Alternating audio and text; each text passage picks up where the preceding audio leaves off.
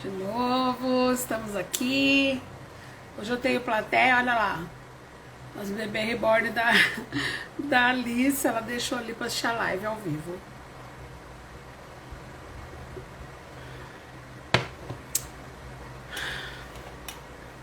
Obrigada, Senhor, por mais uma oportunidade de contar aquilo que o Senhor fez e tem feito em mim e através de mim.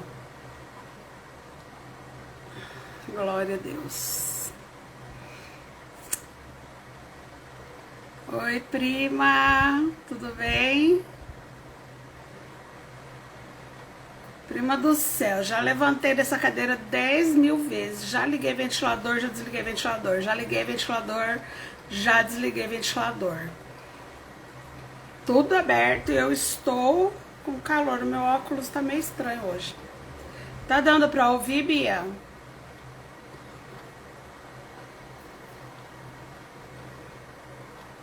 A imagem tá boa? Fala pra mim.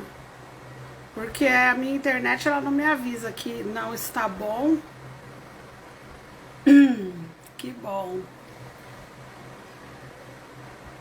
Eu vou começar a falar enquanto o Instagram vai chamando as pessoas, porque senão depois eu saio correndo no fim, quero falar tudo uma vez atropelado, né? Deus te abençoe, Bia, te amo, viu, minha prima? É uma honra pra mim você estar nas lives, você me honra muito. E eu coloquei uma enquetezinha, né, lá no Stories e empatou, deu empate. Vida profissional, que já tinham me pedido, infância e adolescência e juventude, né? E aí no fim ganhou vida profissional. Quando eu postei de novo, votaram em vida profissional outra vez. Aí eu falei, mas Senhor, por que eu tenho que falar disso, né? Por que o Senhor está levando a live de testemunho para essa área? E aí eu me lembrei que eu fui buscar um apóstolo, o apóstolo Paulo Antônio, que é lá da Visão de Águia, lá do Rio de Janeiro. Pensa num apóstolo abençoado que eu amo muito, né? A minha história com ele é uma história assim muito linda, né? Eu o vi poucas vezes, mas ele impactou demais a minha vida. Então eu fui buscar o apóstolo lá no aeroporto lá de Guarulhos, e na volta ele falou assim: irmã, de que área do mundo que a irmã veio? Acho que ele viu que eu não tinha nascido em berço evangélico, percebeu, não sei. Eu sei que aí eu falei pra ele de todas. E eu olhei pelo retrovisor, ele tava com um ponto de interrogação, sabe, assim, tipo, oi? Né? Como assim de todas? Aí eu comecei a falar mais ou menos, assim, rapidinho, porque eu tinha de Guarulhos até o Tatuapé para conversar com ele, né? E eu tinha algumas coisas que eu queria dizer a ele, mas quando eu falei isso, e aí eu falei para ele que quando eu me converti, quando eu cheguei na igreja, eu tinha chegado no suicídio porque eu tinha falido totalmente e eu não tinha o que dar para minhas filhas comerem. Quando eu fui buscar o apóstolo no aeroporto, eu já tinha um tempo de igreja, né? Mas gente, ainda passava tanta dificuldade, era uma, assim, eu vivia pela fé mesmo, porque eu sabia que Deus não ia deixar de prover o sustento, mas era angustiante, sabe, assim, você falar, puxa vida, né, eu tive tantas oportunidades de ter uma vida tranquila e eu joguei todas elas, fora, todas elas, me enrolava, comprava e não pagava. E aí, olhando, né, hoje, pensando nesse testemunho, eu me lembrei que eu sempre trabalhei. Eu sempre dei meus pulos, como diz, né? E não tinha como eu viver sem dinheiro.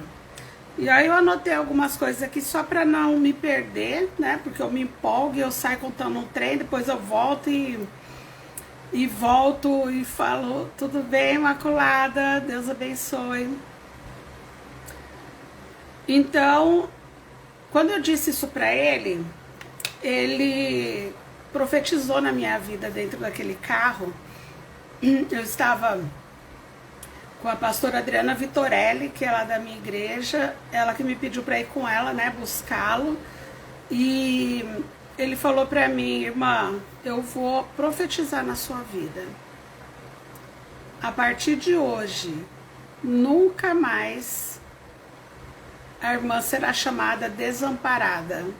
Porque eu falei para ele que eu era divorciada, eu criava minhas filhas sozinhas, que o pai delas era um pai assim que provia, né? Eu nunca pude falar que ele abandonou de qualquer forma que fosse, nem parentalmente, nem financeiramente. Ele sempre, sabe, foi presente na vida delas, mas eu não sabia administrar, eu administrava mal as finanças e por isso eu vivi em dificuldade.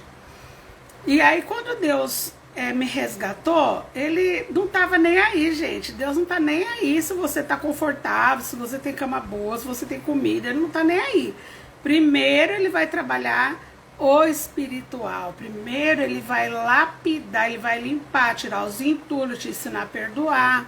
Ele vai te ensinar a parar de se achar, né? Nossa, eu me achava a melhor de todas. Então ele foi me reconstruindo. Primeiro eu fiquei moída, quebrada, esmigalhada, e ele foi me refazendo, porque eu aprendi que Deus não cola pedaços, ele não cola o vaso, ele não cola os cacos, como eu falava às vezes, Deus pegou os meus cacos e me refez. Não, ele me desmanchou, ele destruiu aquela Alê bicudo, aquela Alessandra que ele tinha resgatado do mundo, absolutamente suja, com frio, sozinha, falida, despedaçada e toda quebrada, mas ele não pegou os cacos, ele não fez nenhum remendo, ele me refez.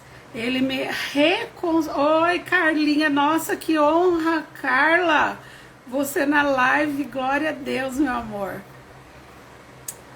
E para quem tá entrando agora, eu tô falando sobre a minha vida profissional, vou deixar salva essa live no IGTV.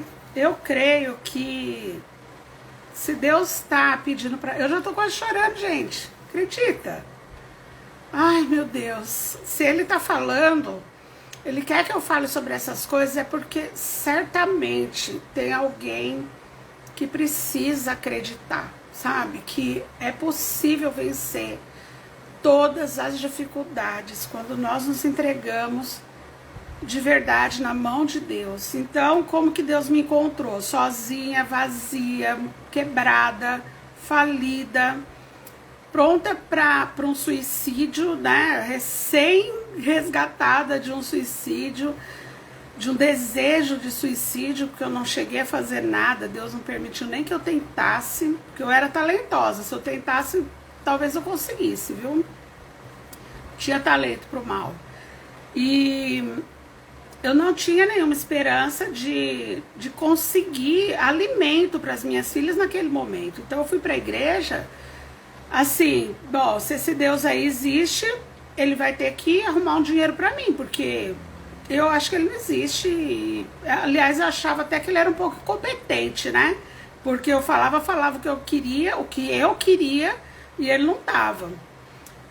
E então eu cheguei na igreja sem nada, gente, não tinha nada, sabe? Meu carro, ele gastava absurdamente, era um carro velho que eu destruí o carro e eu não tinha nem dinheiro para ir em outro culto, mas como se Deus aí não é de nada mesmo, eu nem pretendi outro culto, então eu tava suave, né?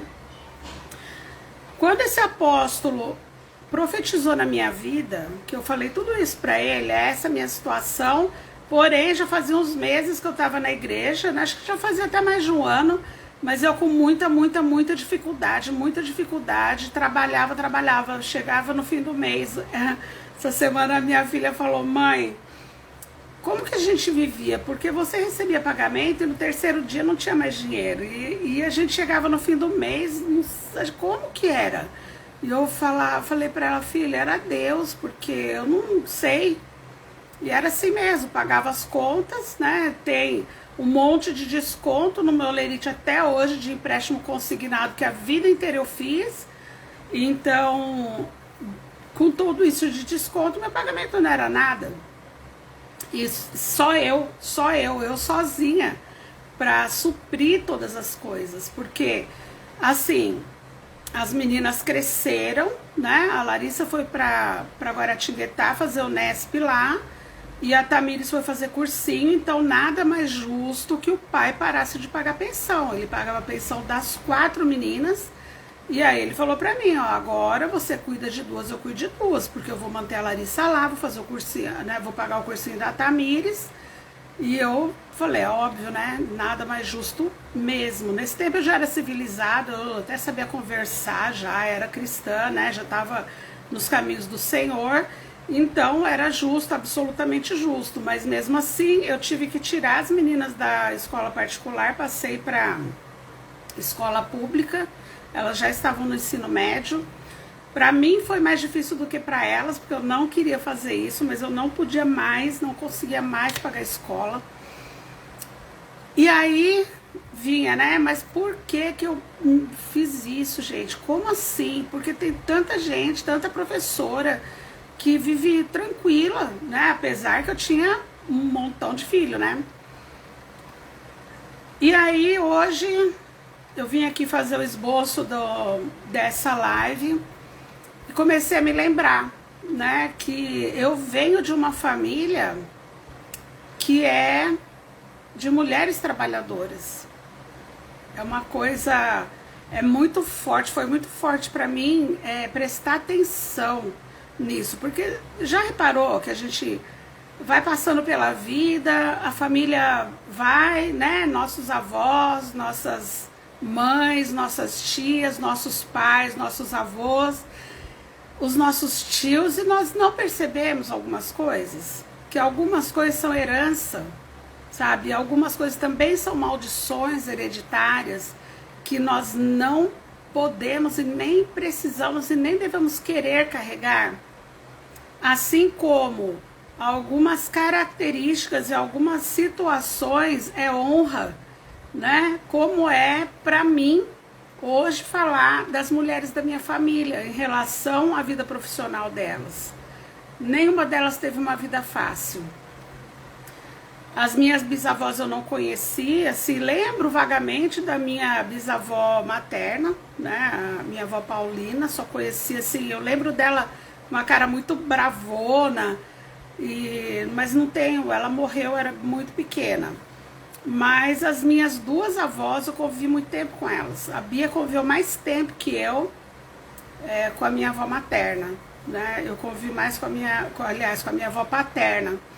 Eu convivi mais com a minha avó materna, que era, assim, um espetáculo, gente.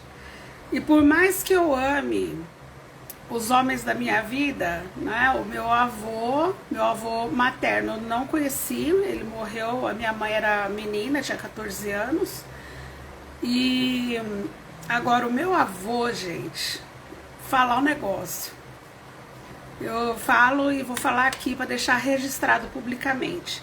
Se existe alguém na Terra que eu tenho absoluta certeza e convicção que me amou 150.000%, sem nenhuma restrição, sem nem nada, foi o meu avô. O meu avô foi a pessoa que me amou verdadeiramente, sem que nada ficasse entre eu e ele.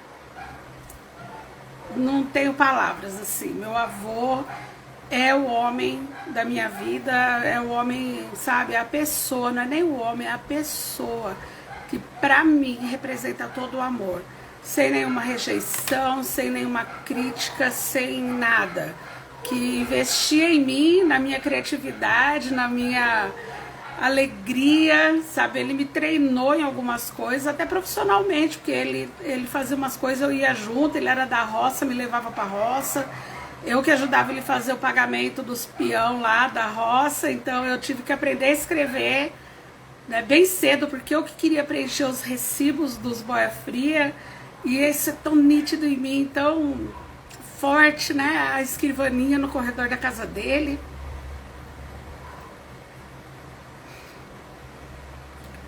Era muito bom. E ele era boia fria e a minha avó, lutadora demais, eu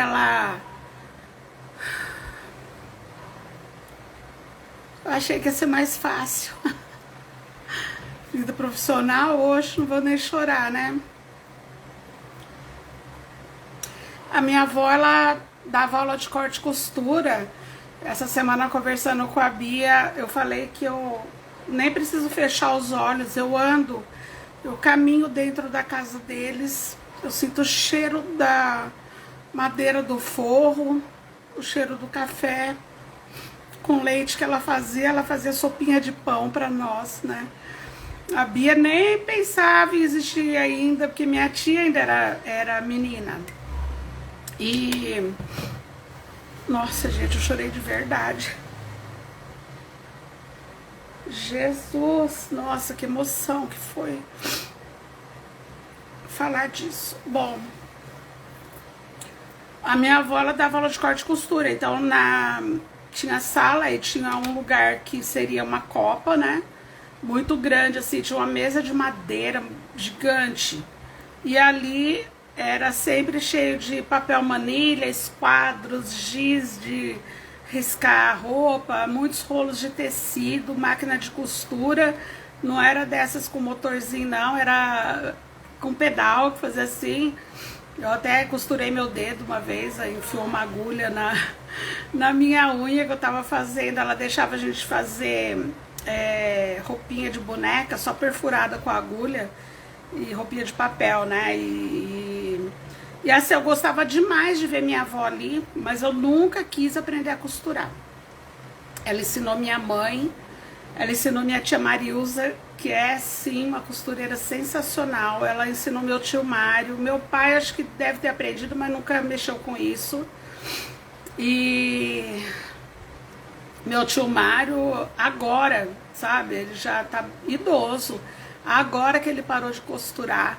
Isso é uma herança. A minha tia Edna costura também, que é a mãe da Bia, minha tia mãe, né? É um amor que eu tenho, assim, sobrenatural por ela. E então eu vi a minha avó criando os filhos ali, porque meu avô, ele era boia fria, ele ia pra roça, não ganhava nada, gente. E ele era suave na nave, sabe? Despreocupadão. Tava tudo bom. Então, na verdade, o sustento vinha do trabalho da minha avó.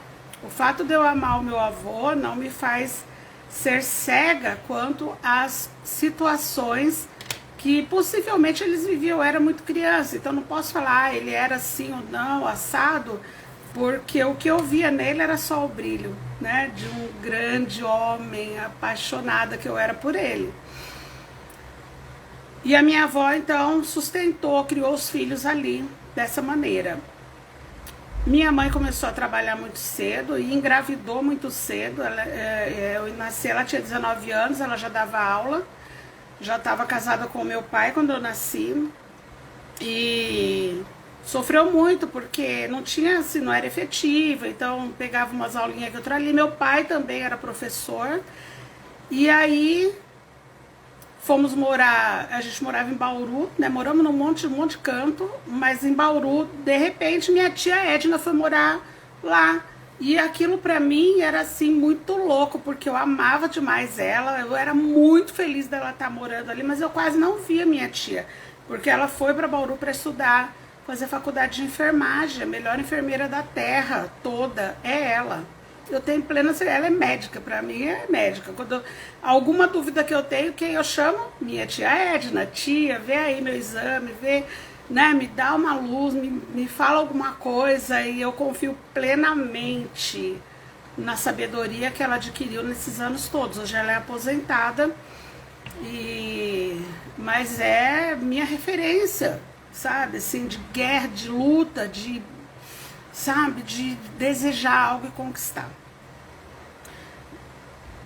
Minha avó, mãe da minha mãe, ela perdeu o marido, ela tinha acho que 38 anos, se não me engano, não me lembro muito bem, porque eu lembro da minha mãe falar, né? Mas eu acho que ela tinha 38 anos, ela não tinha 40 anos ainda, com 5 filhos, morava em Promissão, pobre, paupérrima. E aí ela teve que estudar, né? Gente, pensa naquele tempo, a minha avó morreu com 90 anos quase, né? Então, naquele tempo, uma mulher sozinha com 5 filhos estudar. E aí ela foi trabalhar no Correio. E do Correio, ela prestou um concurso e passou no MEC. E se aposentou no MEC. A minha avó, ela fez faculdade e se formou aos 69 anos de idade em pedagogia, porque era o sonho dela. Ela fez curso vago, né, que chama-se, à distância, e ela se formou e ela foi fazer as provas finais presencialmente e o professor não acreditava, né? Eu vou ver se eu acho a foto dela, eu sei que tem uma foto dela de beca, né, já assim, aquela carinha mais linda, cheia de ruga, e vou postar, fazer um stories, vou ver onde que tá essa foto, minha tia Maria Silvia deve ter. Então essa também é minha referência, uma mulher que criou os filhos sozinha, né, nunca teve outro homem, e achando que, né, que ela não ia dar conta, e ela deu, e ela formou todos os filhos. Minha tia Maria Silva é uma professora de matemática, como não conheço outra. Tive o prazer e a honra de ser colega de trabalho dela por vários anos, a gente trabalhou na mesma escola. Meu tio Poli era advogado, meu tio Carlinhos foi diretor da Sabesp por muitos anos, minha mãe professora, pedagoga, né? Então, meu tio Jair tem uma loja em Campinas de artigo de couro. Então, aquela mulherzinha, sabe, que ninguém dava nada, coitada da Francisca, ela deu conta, gente. Então, a minha linhagem é de guerra, é uma linhagem de guerra. O problema é que eu não sabia lidar, né? Eu nunca soube lidar com isso e, na verdade, até desprezava um pouco, porque eu via tudo aquilo e falava, nossa, né, é fácil viver, é fácil, se elas dão conta, é fácil viver. E eu nunca imaginei que um dia eu fosse ser adulta e que eu olho, sabe, é assim, ó, eu desço as escadas da minha casa, é um sobrado da minha casa, eu desço e quando eu chego na sala e olho, aí eu vou pra minha cozinha, eu amo minha cozinha, né, eu amo cozinhar, mas eu olho pra minha cozinha, pros meus armários, assim, e isso não é só nessa casa não, em todas as casas que eu morei, depois que eu casei, que eu tinha filhos, eu falava, nossa, gente, até hoje, isso me faz ser grata, porque eu falo, gente, quem diria que um dia eu ia ter uma casa, não por ser uma casa própria, mas que um dia eu ia administrar uma casa, eu ia ser a dona da casa, sabe? Quando que eu imaginei um dia viver numa casa, minha casa é grandinha, sem alguém, sem uma, como minha mãe chamava, empregada, uma secretária do lar,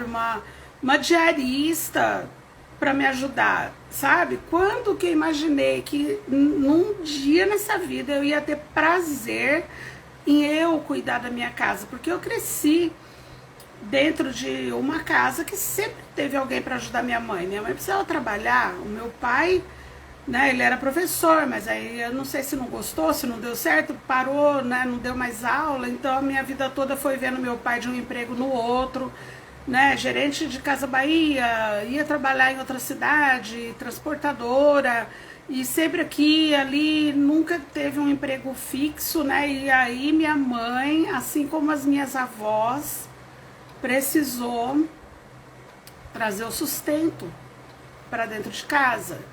E eu achava aquilo muito desgastante, né? Eu lembro de uma época que minha mãe dava aula de manhã, à tarde ela ia pro Brás comprar roupa e ela revendia roupa. Em outro tempo ela trabalhava de manhã, à tarde ela costurava. À noite ela bordava camisetas, tinha um tênisinho antigamente, chamava Conga. Vocês que estão aí na live, acho que nem sabe o que é isso, era Conga o nome. Teve uma modinha de Conga bordado, então, nossa, mas dava um trabalho, gente. Minha mãe vivia com os dedos furados, era bordado de lantejola, era, nossa, que não sei por aí onde vocês moram, mas aqui em São Paulo, no meu tempo, era o auge, né? Eu usei vários. E aí, ela complementava a renda com isso. Depois de alguns anos, ela e meu pai faziam bijuteria. Venderam bastante também. Acho que até minha tia Silvinha, que é a irmã da minha mãe, a minha tia Maria Silvia, ela também, eu acho que ela também chegou a fazer bijuteria, não tenho muita certeza. E a minha tia Maria Silvia, gente, pensa numa mulher, sabe, que teve uma vida, um histórico de vida assim, de tanta luta, que eu falo que todas as minhas lutas financeiras não se comparam às lutas que ela teve que enfrentar e sobreviver, as dores que ela já viveu. Eu não vou falar aqui, porque eu não falei pra ela, nem que eu ia falar o nome dela, né? Então eu não vou expor, mas dores muito profundas. E eu olho pra ela e vejo uma resiliência, sabe? Às vezes nós falamos assim, ah não, isso aqui tá difícil demais, né? E vou largar isso aqui, vou largar esse emprego aqui, não vou mais investir nessa situação, não vou, né? Não acredito mais nesse trabalho, então eu vou largar. Só que tem momentos que nós não podemos. E eu vi as minhas avós, eu vi a minha mãe, minha tia Edna até hoje, a minha tia Maria Silvia, sem poder desistir. E aí, de repente, chegou a minha vez. E aí, casei, fiquei 11 anos casada, por várias situações que não cabe aqui falar. Eu me separei depois de 11 anos de casamento, e tudo que eu ouvia era, você não pode se separar, você não vai dar conta, você tem 4 crianças pequenas. E eu pensava, e aí eu desistia, e não me separava. E aí eu, né, ficava naquela situação, e quando eu decidi, realmente, eu falei, eu não quero saber. Eu vou dar conta, eu não sei o que eu vou fazer, eu não sei como vai ser, eu não vou para casa da minha mãe, eu tinha casa, né? Eu fiquei com a casa no divórcio, então eu não ia precisar pagar aluguel, eu não precisava me preocupar com isso, e eu falei, não, eu vou dar conta. Eu não era cristã, não tinha nenhuma referência, eu sabia que Jesus era filho de Deus e morreu na cruz, ponto final, só isso. Mas eu não tinha nenhum relacionamento com Deus, eu não me entreguei a nenhuma fé, né?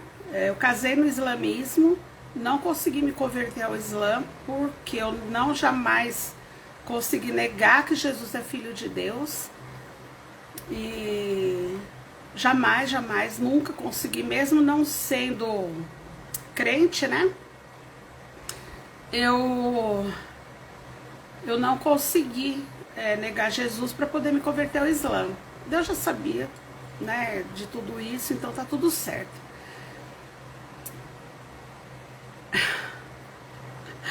Bia, eu sei que é.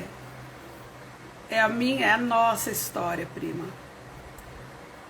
E aí o que acontece então? Eu aprendi desde muito cedo que o trabalho enobrece, que o trabalho é bom.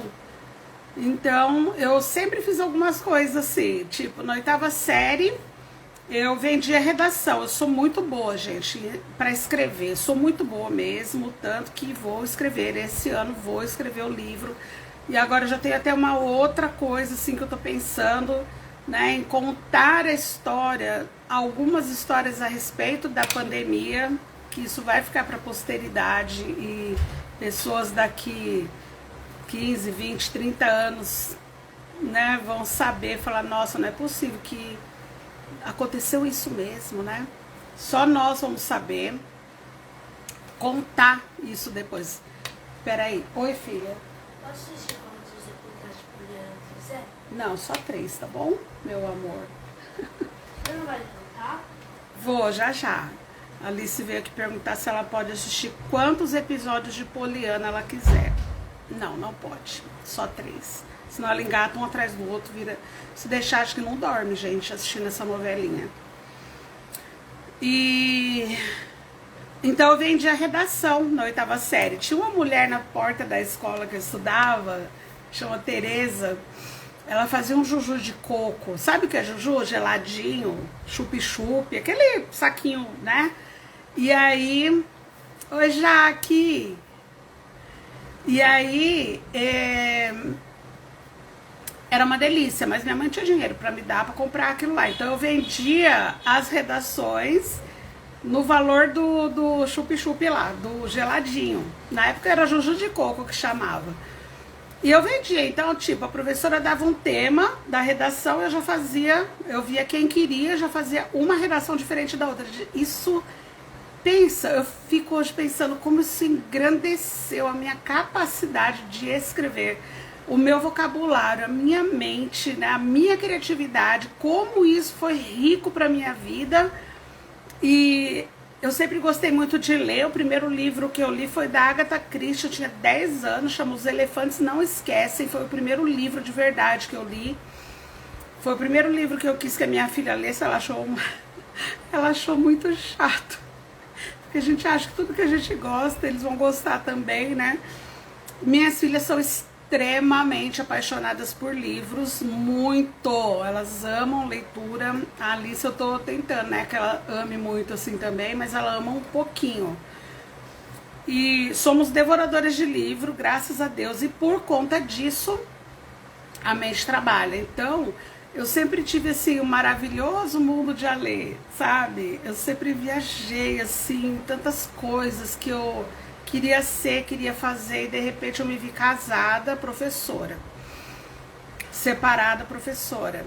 E eu não queria fazer magistério por nada nessa vida, eu não queria, eu queria fazer publicidade.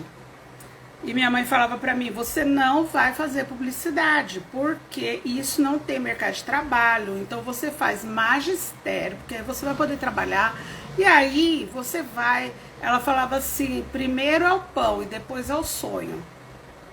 Primeiro é o pão e depois é o sonho. Era o que ela sabia fazer. Naquele momento era me orientar dessa forma, e graças a Deus por isso, né, gente? Se Deus permitir, é porque tudo coopera pro bem daqueles que amam a Deus. Eu nem amava a Deus, mas Ele me amava tanto, Ele me amava por mim e por Ele, então foi bom pra mim. Aí eu fiz o magistério, né, numa escola que eu amava, no Condessa Filomena Matarazzo, a melhor escola que eu estudei. No último ano não pude me formar lá, porque teve uma confusão com o povo lá e minha mãe me tirou da escola.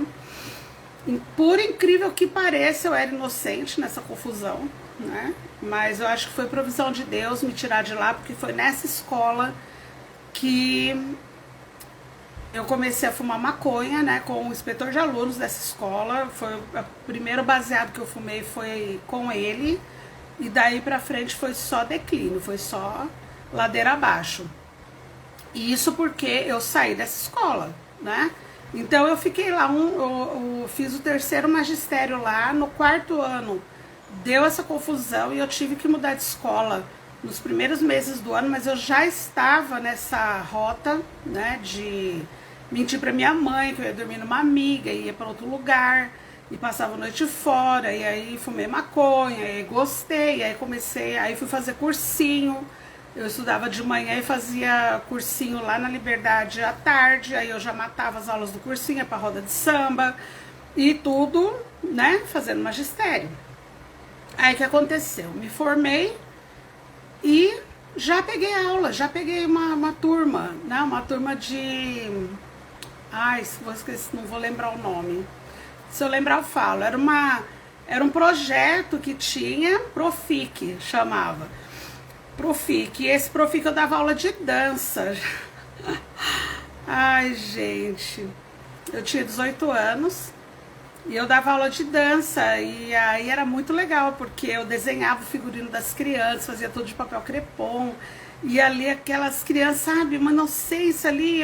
E eu já não era gente não, porque eu já fazia faculdade, eu fiz o 4º ano do magistério, junto com o 1º ano da faculdade, e eu saía da escola, passava na casa de um amigo meu, tinha um bar do lado, a gente tomava uma pinga com mel, tomava uma cerveja, pegava outro ônibus, ia para casa, tomava banho, ia pra faculdade, ficava na faculdade, assistia a aula, bonitinho, né, tudo certinho, até que eu conheci um rapaz lá, que era famosão aqui na minha região. Ele tinha ganho na loto na época e tal, e aí fiquei amiga dele. Aí a gente saía da faculdade, já não ia direto pra casa, já ia fumar, já ia, né, e aí eu parei a faculdade. Quando minha mãe descobriu, eu já tinha parado, foi uma decepção, né, sim, muito grande para ela, porque ela ainda pagava minha faculdade.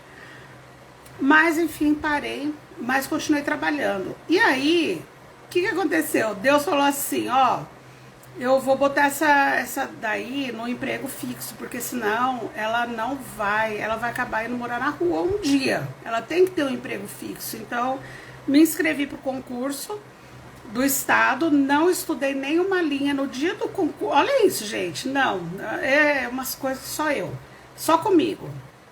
No dia do concurso, fiquei numa balada até 5h30 da manhã, fui pra casa, tomei banho, não dormi. E fui fazer a prova. Fui fazer, senão minha mãe me matava, né?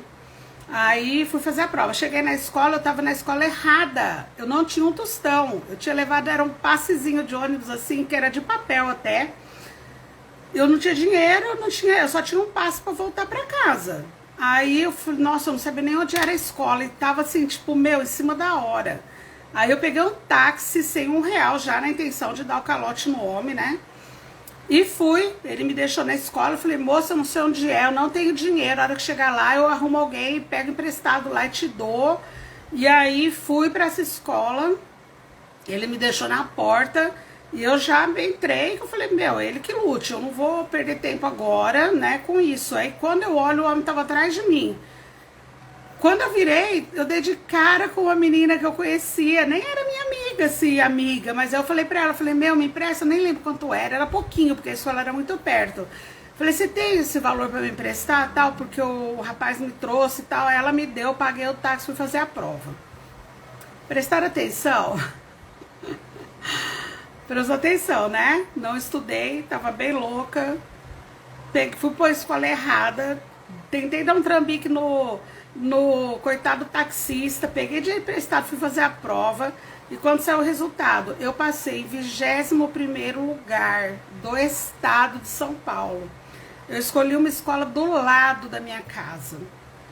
E aí eu não acreditava, sério, eu não acreditava, como assim?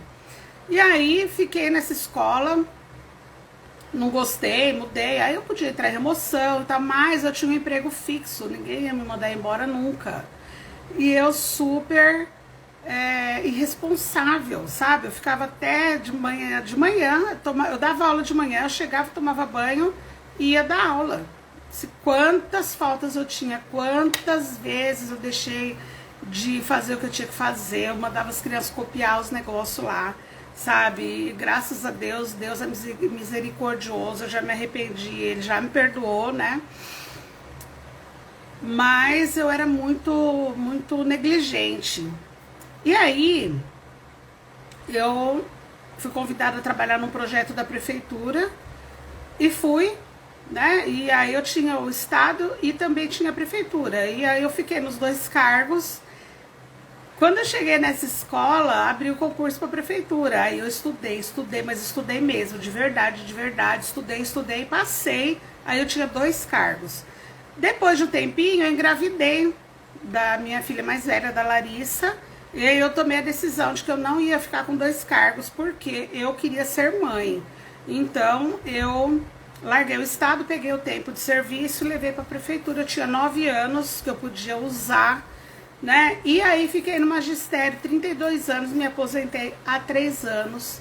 Fiquei 24 anos na mesma escola, dando aula de informática. Foi um período maravilhoso. Depois que eu me converti, ganhei muitas vidas de alunos para Jesus. E aí eu entendi por que a minha mãe me obrigou a fazer magistério. Ela só fez aquilo que Deus queria que ela fizesse. Por quê? Abriu uma escola na minha igreja e meu pastor me convidou. Ele nem era meu pastor na época, ele me convidou para ser professora da escola da igreja, para ensinar a palavra. E aí eu entendi que tudo que eu vivi profissionalmente tinha um único propósito: ensinar a palavra de Deus, usar tudo que eu aprendi no reino de Deus, usar toda a minha empatia, toda a minha facilidade de comunicação, toda a minha riqueza, né, cultural, de informações, tudo aquilo que Deus tinha permitido que eu conhecesse, Ele queria que eu usasse com maestria no ensino da palavra para aquelas pessoas que estavam ali na igreja. E ali foi assim, foi muito maravilhoso, porque eu amo a escola. Antes da pandemia eu tive uma crise, né, assim, eu entreguei o ministério e saí da escola porque eu achava que não era para mim, que eu estava sendo pesado. Eu não percebi o quanto eu estava longe de Deus naquele momento e entreguei o ministério.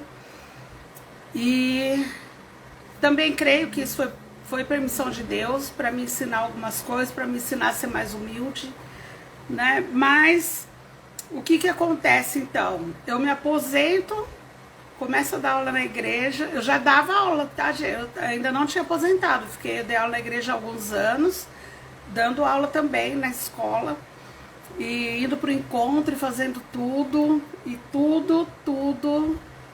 toda essa didática, né, que eu tinha na igreja foi resultado de anos de experiência dentro de uma profissão que eu não queria ter. Então nós precisamos olhar e ver, será que isso que eu estou fazendo é o que eu quero ou é o que o Senhor me deu para que futuramente ou até agora mesmo eu possa usar para ganhar vidas para Ele? Será que todo o talento que Ele me deu é para mim? É para usar para mim? Será que Ele ia fazer tudo isso só para mim? Eu descobri que não. No meu caso, o propósito dele é maior.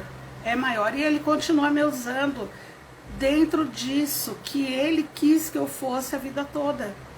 Uma ensinadora. Uma ensinadora. Acabei de criar essa palavra, nem sei se existe. Aí, gente, quando eu me aposentei, eu falei, uau, glória a Deus, agora eu posso aumentar a minha renda, né? Eu posso ampliar a minha renda.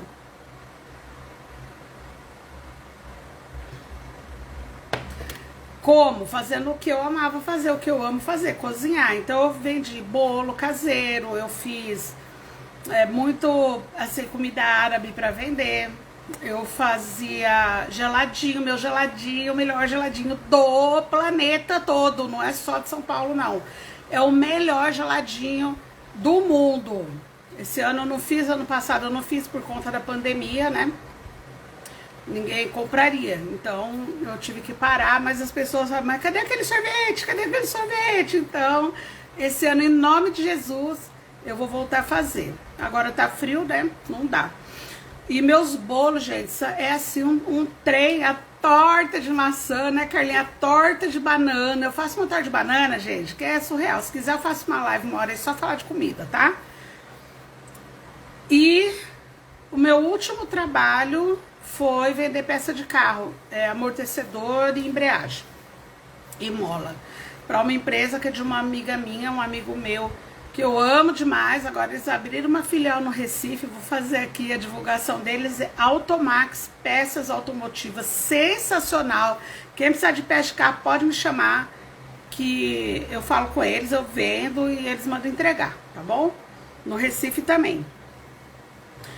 E aí, por que que eu parei de fazer tudo isso? Porque minha mãe veio morar comigo e foi um período de adaptação longo, né? Agora, pode dizer que agora, depois de mais de um ano, é que nós estamos mais ajustados assim. E leva a Alice para a escola, busca a Alice na escola. Agora ela voltou, né? Graças ao Senhor, ela tá indo para a escola, tá indo presencial. Uma semana tem aula lá, outra semana tem aula em casa. E Deus tirou todo o medo do meu coração e ela tá indo para as aulas, né? Uma escola em que eu confio, né? Uma escola cristã, inclusive. Todos os protocolos, é uma coisa assim, um cuidado, sabe? Como se estivesse na minha casa, muito maravilhoso. E aí, aposentada estou e sem vender nada, tô louca pra voltar a trabalhar, pra vender peça de carro, que eu gosto demais, gente, de fazer isso, de fazer as coisas pra vender, fazer bolo, e é muito bom. Fiz trufa um tempo, gente, que trufa boa que eu faço, sim, sem modéstia, porque é bom mesmo, né? Nós precisamos disso, sabe? Talvez essa live seja pra isso, pra falar pra você o que você faz que é muito bom. Você precisa gostar. Hoje eu fiz uma costela de boi e falei, gente do céu, mas que carne boa é essa? E aí eu falei para as meninas, falei, eu acho tão estranho quando alguém fala assim, eu gosto mais da comida dos outros, não gosto muito da comida que eu faço. Oi, como assim? Como assim? Eu amo a minha comida. Minha comida é boa demais. Ô Bia, deixa eu te perguntar. Você ama a sua comida? A Bia, ela fez gastronomia, ela é chefe de cozinha, ela faz uns trem, gente, que não tem explicação. Ela faz uma rosca doce que eu nunca fiz, eu nem me atrevo a fazer, porque eu acho que nem a cara vai ficar parecida com a dela. Bia, você ama o que você faz e você gosta do que você faz, de comer as coisas que você faz? Responde aí pra gente ver. Ama, né? Meu, é muito bom. Aí eu falo, pô, mas alguém que não gosta da própria comida, porque a comida é ruim mesmo. Eu preciso, gente do céu, preciso de fazer minha sobrancelha, meu cabelinho, olha como tá grande. Mas, amém. Não, é muito bom, gente. Aí a gente fala assim, as pessoas falam assim, mas você faz pra vender? Eu até faço para vender, mas como eu não tenho uma constância, né, uma regularidade, então às vezes eu não sei nem como cobrar, porque, né, quando eu fazia a trufa, eu já tenho lá as planilhas, geladinha também, eu tenho as planilhas de cálculo, então em qualquer tempo que eu for fazer, é só atualizar os dados, os valores, e pronto, e o preço já vai sair ali. Mas, tipo, por exemplo, fala pra mim, você faz pra mim uma porção de coalhada, uma porção de hummus, um quibe cru.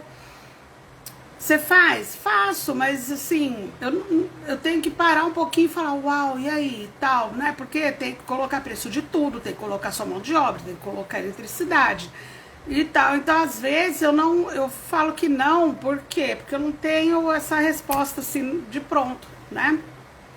E a pessoa que vai comprar, eu pelo menos, eu falo, eu quero tal coisa, quanto é? Se a pessoa falar, eu vou ver, depois eu te falo, eu já vou ver em outro lugar. Comida é assim que a gente, eu pelo menos, né? Eu já escolho um outro bom lugar e eu vou pedir em outro lugar se a pessoa não sabe nem quanto custa, não é? Mas eu tenho, assim, esperança de ainda esse ano voltar a vender peça de carro. É uma coisa que eu gosto muito, me dá muito prazer fazer. É uma coisa que eu posso fazer na minha casa, mas é assim. Como que trabalha com isso, Ale? Você posta o anúncio e você tem que ficar no computador o tempo todo. Ué, mas você tá em casa, você tem computador, você tem celular, você tem tudo, tem as condições. Por que que você não voltou, então, a fazer isso já? Porque todas as vezes que eu penso, eu vou passar a tarde sentada no computador, eu penso, eu tenho um livro maravilhoso para ler. Eu posso passar limpo tudo que eu vi na live dos 100 dias, por exemplo, né, que fica uns garranchão, eu tenho que passar limpo. Eu posso ler os capítulos da Bíblia, eu posso passar uma tarde toda louvando, eu posso inventar uma comida diferente. E aí eu falo, pô, mas será que realmente ficar 4, 5 horas todos os dias, a tarde inteira no computador, é o que eu quero fazer? Será que é isso que Deus quer que eu faça? Porque eu uso as horas do meu dia para falar de Jesus. Toda hora que eu pego o celular, tô ficando menos agora no celular, mas toda hora que eu pego o celular, eu mando uma mensagem, eu falo, eu mando um louvor, eu lembro as pessoas de que Deus é bom.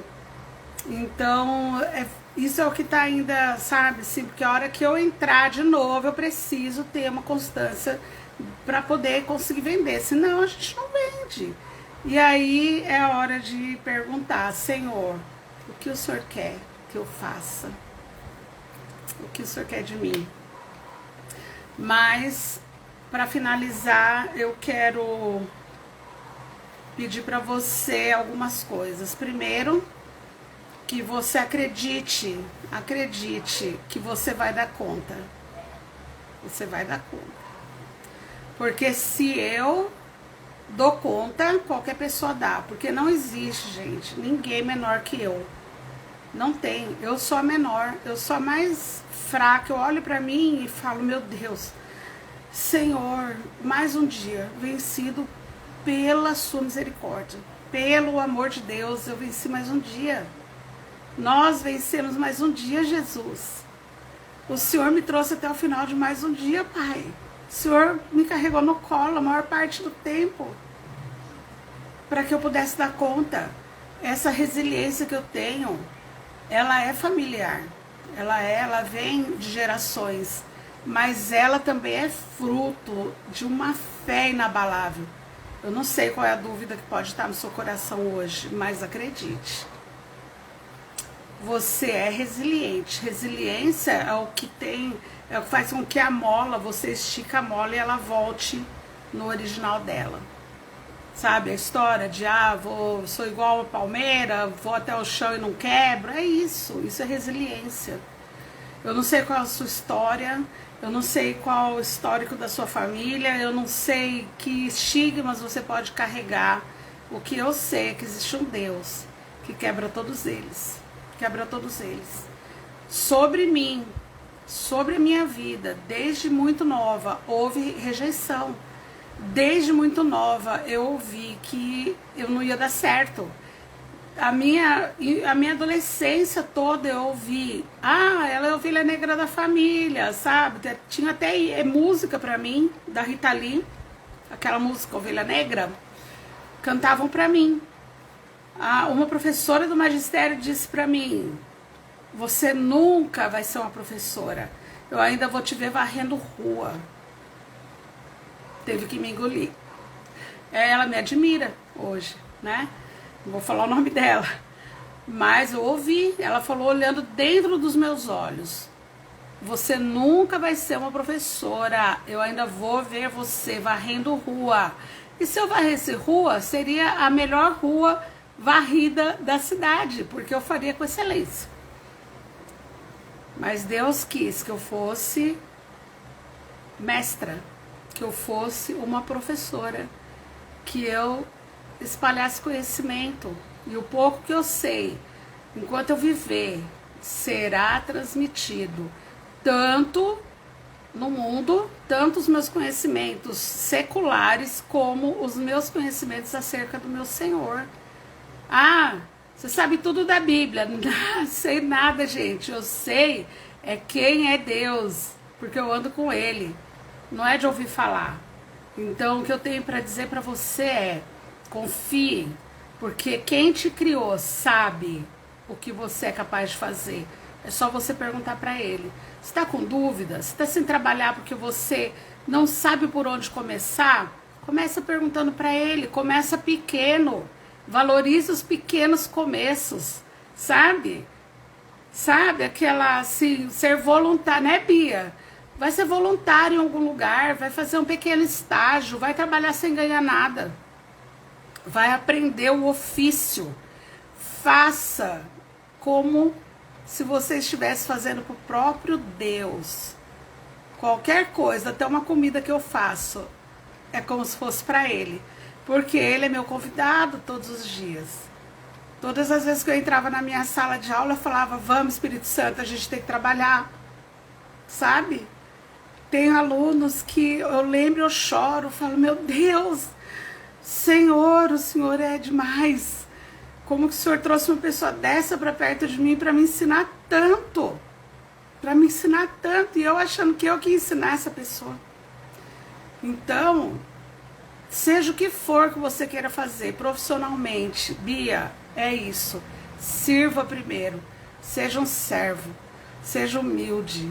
Esteja disposto. Sabe? Ah, mas eu não sou trouxa para ficar fazendo as coisas para todo mundo.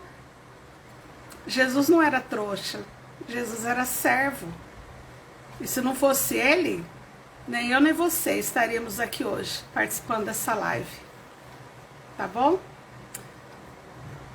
Eu não sei se eu falei o que eu queria falar, né? Eu vou até assistir essa live depois, que eu já nem sei o que eu falei. Mas faltou uma coisa.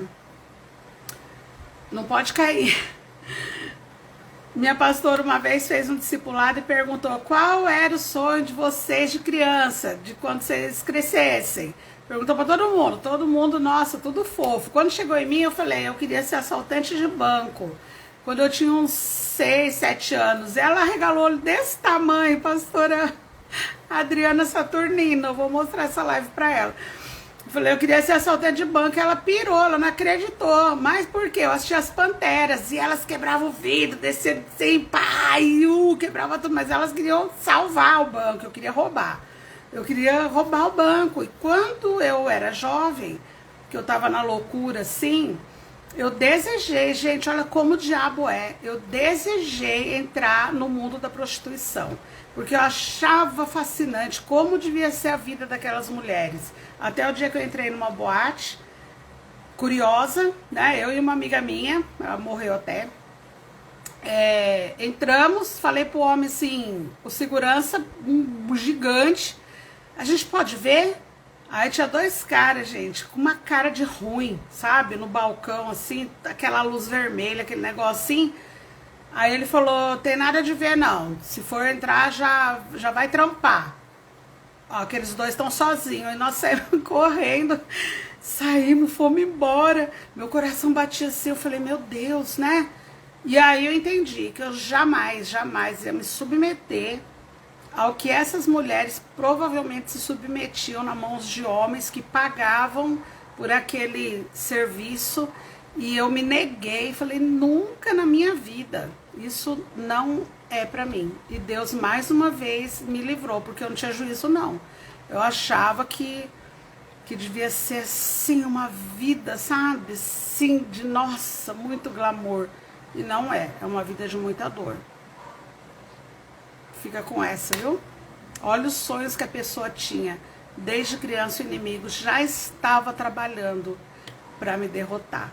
Mas ele é um desocupado, mas nós não somos e Deus menos ainda. Enquanto ele planejava o meu fim, Deus planejou o meu futuro.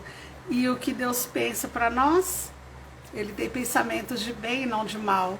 Ele tem pensamentos para nos trazer um futuro e para nos trazer esperança. Deus te abençoe. Estou muito feliz. Curte.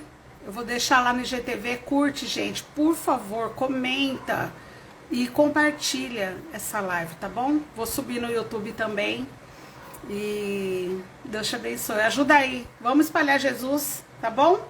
Curte, comenta, compartilha. Beijo no coração.